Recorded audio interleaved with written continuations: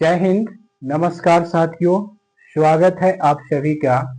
आज हम लोग रासायनिक अभिक्रिया एवं समीकरण का दूसरा क्लास पढ़ेंगे। क्लास पढ़ने से पहले एक मोटिवेशन है कि संघर्ष प्रगति का आमंत्रण है। संघर्ष प्रगति का आमंत्रण है। जो इसे स्वीकार करता है उसका जीवन निखर जाता है। तो आइए हम लोग आज देखते हैं कि क्या क्या पढ़ने वाले हैं। तो हम लोग कल पढ़ा था कि रासायनिक अभिक्रिया किसे कहते हैं या रासायनिक अभिक्रिया क्या होता है।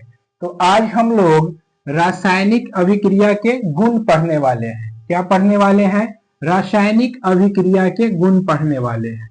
तो रासायनिक अभिक्रिया के दौरान बहुत सारे घटनाओं को देखा जाता है। उन सभी घटनाओं में से जो परीक्षा के लिहाज से देखा जाता है उसको आज हम लोग देखेंगे।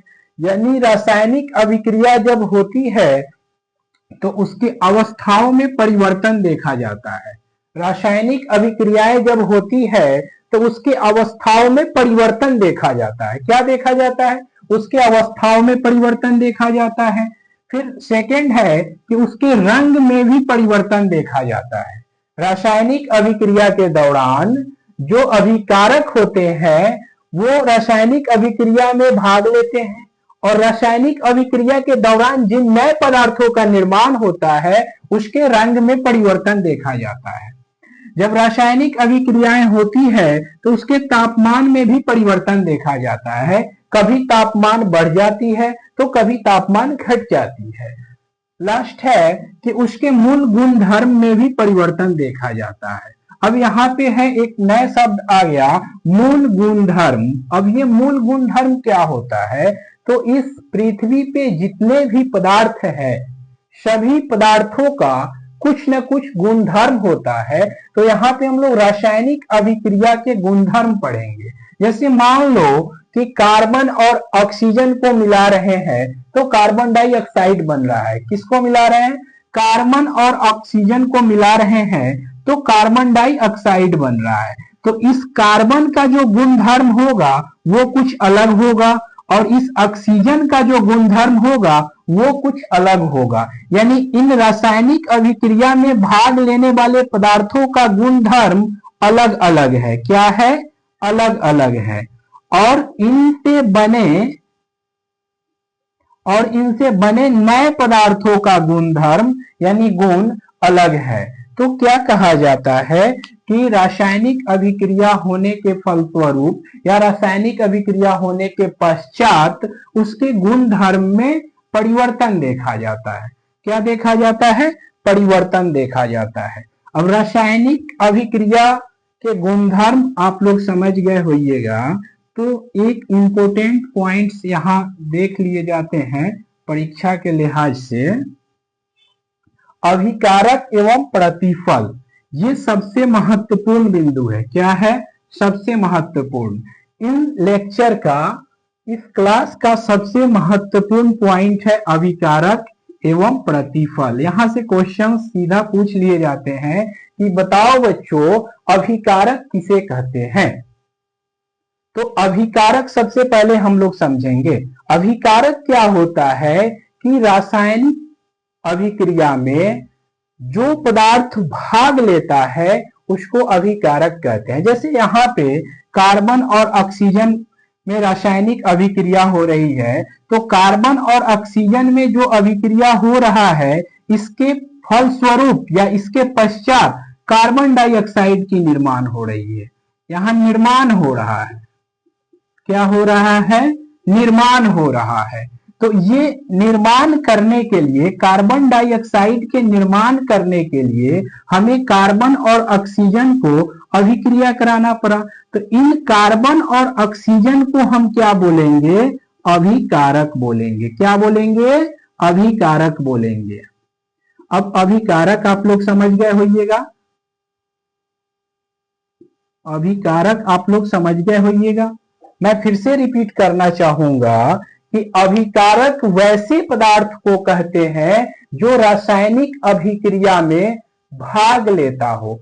पार्टिसिपेट करता हो, वैसे पदार्थ को अभिकारक कहेंगे। जब आप लोग अभिकारक समझ गए होइएगा तो अब आ जाते हैं प्रतिफल या उत्पाद पे कि प्रतिफल या उत्पाद किसे कहते हैं। तो रासायनिक अभिक्रिया होने के पश्चात यानी रासायनिक अभिक्रिया होने के बाद जिन नए पदार्थों का निर्माण होता है उसे हम लोग प्रतिफल या उत्पाद कहते हैं। जैसा कि यहां दिखाया गया है एग्जांपल्स में कि कार्बन और ऑक्सीजन के रिएक्शंस होने के बाद, अभिक्रिया होने के बाद कार्बन डाइऑक्साइड का निर्माण हो रहा है, तो ये कार्बन डाइऑक्साइड क्या कहलाएगा? उत्पाद कहलाएगा, उत्पाद या प्रतिफल कहलाएगा। अब बताइए कि आप लोग प्रतिफल या अभिकारक समझे कि नहीं समझे? अगर समझ गए तो आइए अब एग्जाम में, बोर्ड एग्जाम में इसका परिभाषा कैसे लिखेंगे उसको देख ले। ये तो समझने की बात रहा।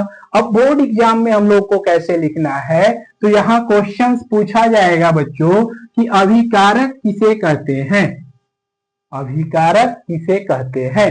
वे पदार्थ जो रासायनिक अभिक्रिया में भाग लेती है उसे अभिकारक कहते हैं। क्या बोले? वे पदार्थ जो रासायनिक अभिक्रिया में भाग लेती है, पार्टिसिपेट करती है, वैसे पदार्थ को अभिकारक कहते हैं। मैं फिर से रिपीट करना चाहूंगा कि अभिकारक किसे कहते हैं? अभिकारक किसे कहते हैं? वैसा पदार्थ जो रासायनिक अभिक्रिया में भाग लेती है, पार्टिसिपेट करती है, वैसे पदार्थों को अभिकारक कहते हैं। नेक्स्ट है प्रतिफल या उत्पाद किसे कहते हैं? तो रासायनिक अभिक्रिया के दौरान यानी रासायनिक अभिक्रिया के समय जिन नए पदार्थों का निर्माण होती है उसे हम लोग प्रतिफल या उत्पाद कहते हैं। तो रासायनिक अभिक्रिया के दौरान जिन नए पदार्थों का निर्माण होती है उस नए पदार्थों को हम लोग क्या कहते हैं? उत्पाद या प्रतिफल कहते हैं। मैं फिर से रिपीट करना चाहूंगा, हम लोग सबसे पहले क्या पढ़े? रासायनिक अभिक्रिया के गुण। रासायनिक अभिक्रिया का क्या गुण होता है?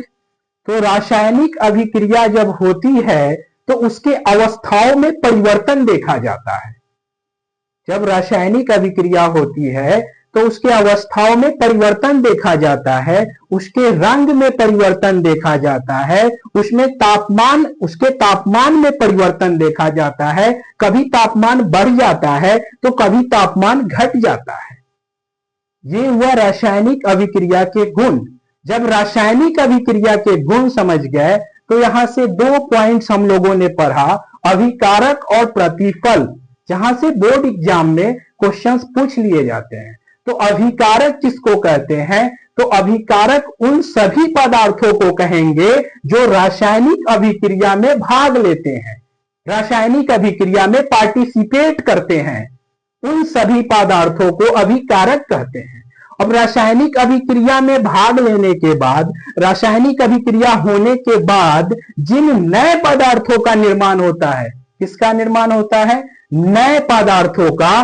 उस नए पदार्थों को प्रतिफल या उत्पाद कहते हैं। उस नए पदार्थों को प्रतिफल या उत्पाद कहते हैं। तो जय हिंद। फिर हम लोग मिलेंगे कल, क्लास करेंगे फिर हम लोग केमिस्ट्री का। आज के लिए इतना ही।